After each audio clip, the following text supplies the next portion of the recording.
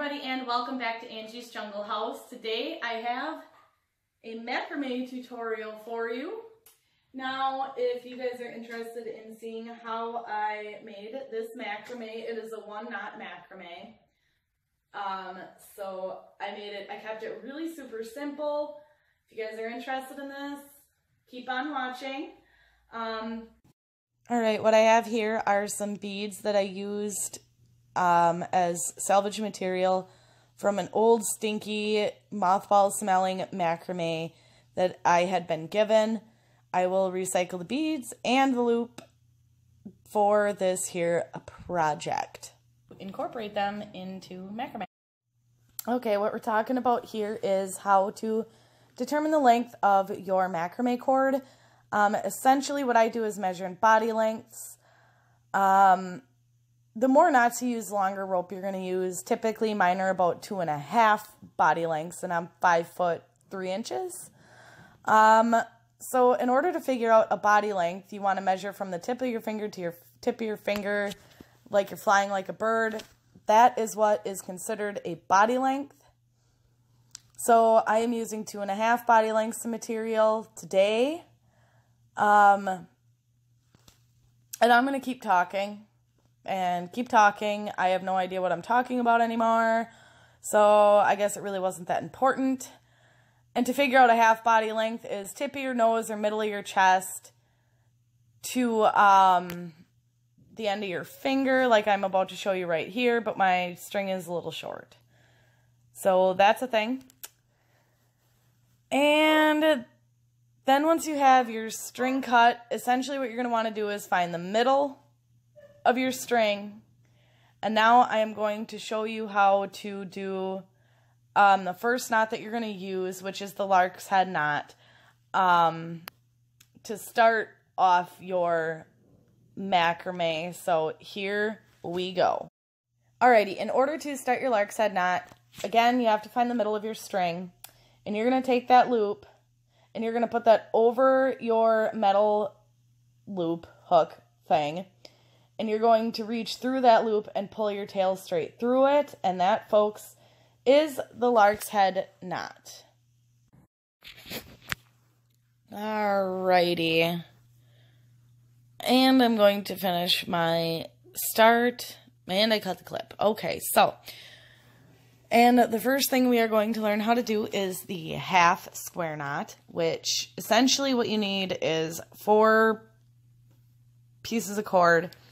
You can use 6, 8, or 10, just as long as you have one separated off from each side to create the half square knot. Same with the square knot as well. You could use it to gather a bunch of cords together. In this application, I'm just using 4.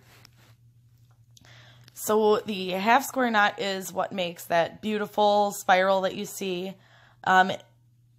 Essentially how that's done is separating off the rightmost cord and the leftmost cord. So what you're going to do to make a half square knot is make the number 4 with the farthest left cord. Bring the right cord over top of the tail of that left cord. Bring it around the back and through the front corner of the 4 and pull it tight. And that is the half square knot. Now, what I am going to do is repeat that same knot 25 times over, and that's going to give me about 9 inches worth of spiral. I am using 6mm cord for this tutorial. So, yep. I'm just going to show you how to do that if you want to watch again how to do the half square knot just one more time. And there we go. Pull it tight. Winner. Alrighty.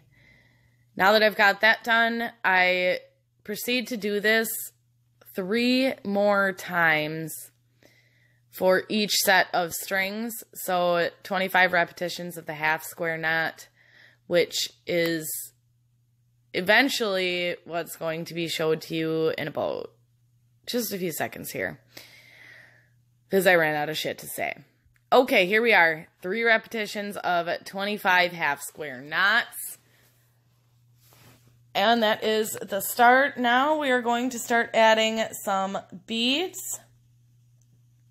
And what essentially we're doing here is we're starting to split off and join the 3 starts. So in order to do this, what I'm going to do to make this video a little more pleasing to view is I'm going to separate off the farthest left set of strings and the farthest right set of strings. Playing a dangerous game on the left-hand side, those are actually just rested on an oil lamp. Personally, I don't need to know how to do, I don't need this to work macrame, but I figured it'd make it a lot easier for you guys to see in the end. So essentially what I'm going to be teaching you next is the square knot. Okay, now in order to do the square knot, it is essentially starting off exactly the same as the half square knot. So to join the 2, you're going to take 2 pieces of string from each spiral. So 2 of the farthest right off one and 2 of the farthest left off the other. I'm sorry if you can hear some purring. I got a visitor. So you're starting off with the half square knot, the same knot that we've been doing the whole time. Now in order to finish the square knot, you're going to mirror exactly what you did before. So right side, you're going to make the 4 shape. And with the leftmost cord, you're going to bring that over the right and flip it, bring that through the 4. And that would be the other half of the square knot. Now if I would get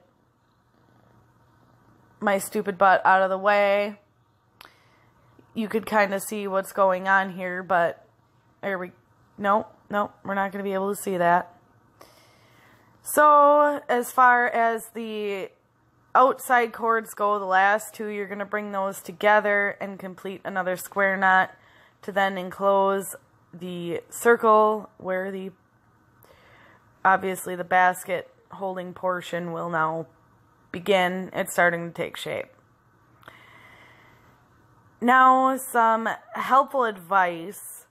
When you're doing macrame and you're going to be adding beads, I suggest taking clear tape or masking tape, something to tape off the ends of the strings so they don't unravel. Because your genius teacher here did not do that, so I'm going to have to trim it up and add the beads. Now my beads are being fed through the middle 2 cords. See what I mean? They're all unraveled. But essentially what I'm doing is I'm feeding the beads on through the middle 2 cords. See, there we go. Gotta trim them.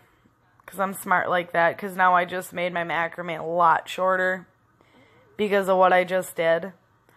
I wanted my tails a little bit longer, but, well, that didn't obviously happen. So now I'm going to struggle with this because it would have been easier to tape it. You know, do as I say, not as I do. Learn from my mistakes, folks.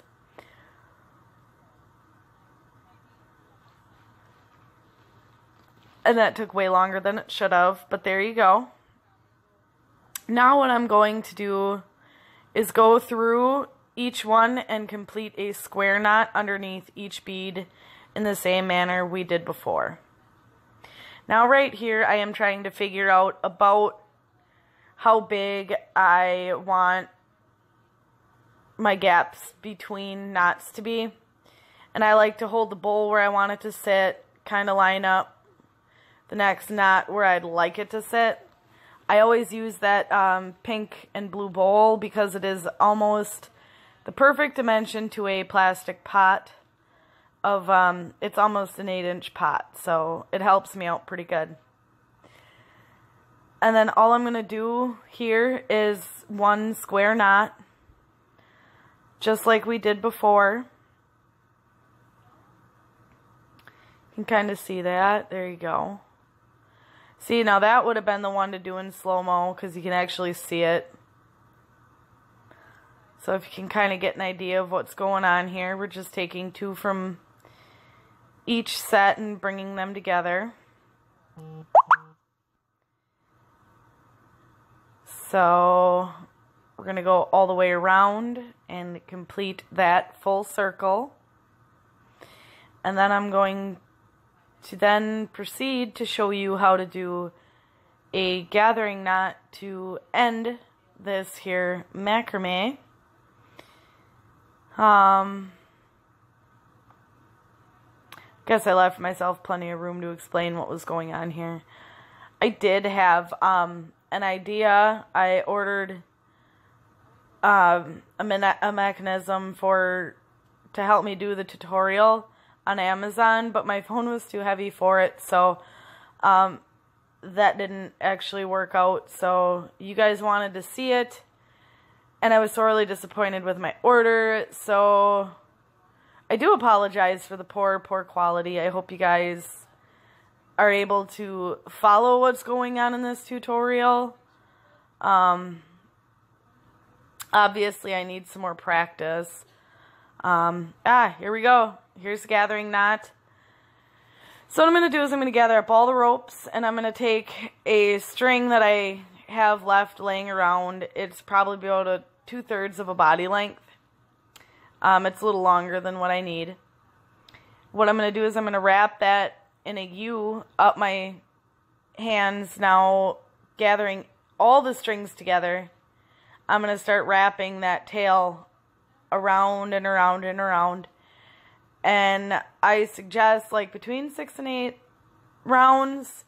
I always just go to whatever looks good. I just keep going until I'm happy or I'm almost out of string, one or the other. So I'm happy there and almost out of string. So what you do is you take that tail that you've been wrapping around and you put it through the loop that you made that was around your fingers. And that top string, you pull that up into the gathering knot. You pull the tail up. Now, what I like to do is I always like to knot the tail of the gathering knot to help move that up and down if you want to allow for a slightly bigger, a slightly smaller pot in the macrame. And that's what I'm doing there, is knotting that string. Most of them you can never tell. That's just a personal preference. You don't have to. But I like to. And then I will then trim up that top piece of string, which is also optional. But, you know, it is what it is. I trim it so you don't have to look at it. It does look a little silly. Now I had added some beads to the end and put knots underneath them. Now I'm unraveling the cotton cord to give it a little bit more of a boho look. And then I'm going to fray the ends of this one, and I think I will call it a macrame. I repotted up my philodendron mican.